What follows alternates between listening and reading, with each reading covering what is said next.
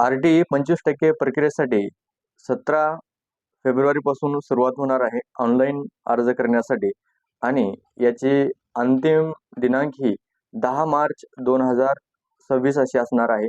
तर या कालावधीमध्ये ज्या बालकांचा नर्सरीमध्ये, के-जीमध्ये किंवा सिनियर के-जीमध्ये किंवा पहिली इयत्तेमध्ये जर आपल्याला 25% आरक्षणामध्ये अर्ज करायचा असेल, शिक्षण प्रक्रिया 1ली ते 8वी पर्यंत पूर्ण करावयाचे असेल तर आपण हे अर्ज भरावयाचे आहे.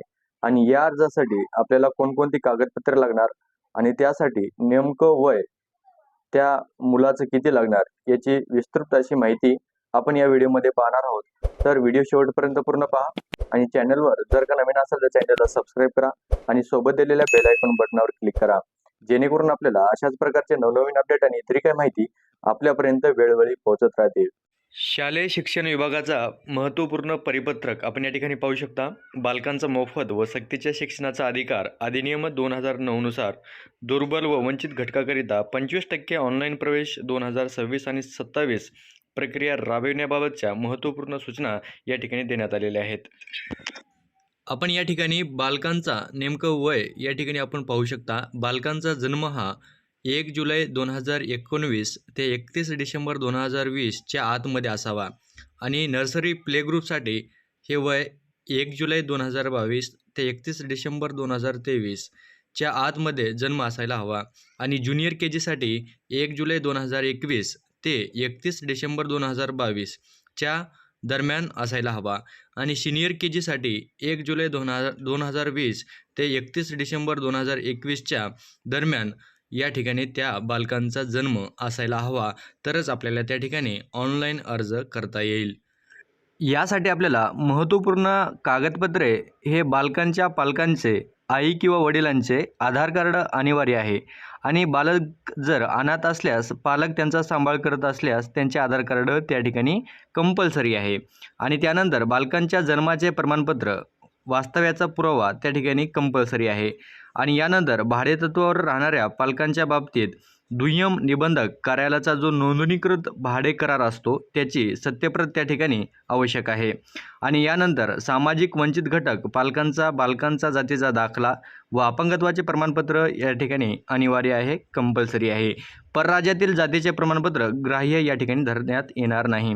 आणि तसेच आर्थिक दुर्बल घटकातील बालकांचा जो पालकांचा उत्पन्नाचा दाखला आहे तो 1 लाखापेक्षा कमी उत्पन्न असायला हवा आणि तो उत्पन्न दाखला सन 2023 ते 24 किंवा 24 ते 25 या वर्षातील उत्पन्नाचा दाखला या ठिकाणी ग्राह्य समजण्यात येईल.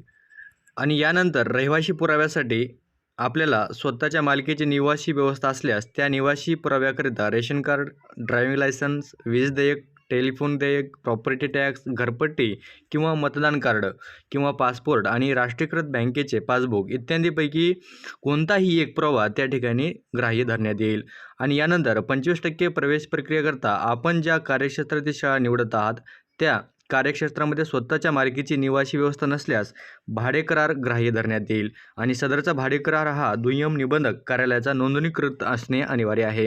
आणि भाडेकरार हा फॉर्म भरण्याच्या दिनांकाच्या पूर्वीचा असावा व त्याचा कालावधी 11 महिन्याच्या किंवा त्यापेक्षा जास्त कालावधीचा असावा. जे पालक रहिवासी पुरावा म्हणून भाडेकराराची प्रत जोडतील त्यांच्या निवासाची पडताळणी करण्यात येईल.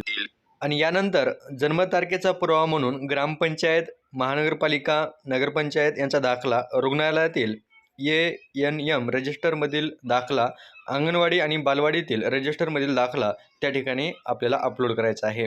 आणि त्यानंतर सामाजिक वंचित जात संवर्गातील बालक असल्यास वडिलांचे बालकांचे सादर करावयाचे कागदपत्र यामध्ये तहसीलदार, उपजिल्हाधिकारी, उपविभागीय महसूल अधिकारी यांनी निर्गमित केलेला पालकांचा वडिलांचा त्यांच्या बालकांचा जातीचे प्रमाणपत्र आवश्यक आहे.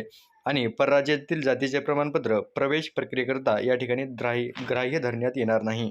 दिव्यांग मुलांसाठी वैद्यकीय प्रमाणपत्राचा पुरावा म्हणून जिल्हा शल्य चिकित्सक, वैद्यकीय अधीक्षक, अधिसूचित जिल्हा शासकीय रुग्णालय यांच्यामार्फत 40% पेक्षा जास्त दिव्यांगाचे प्रमाणपत्र त्या ठिकाणी आवश्यक आहे.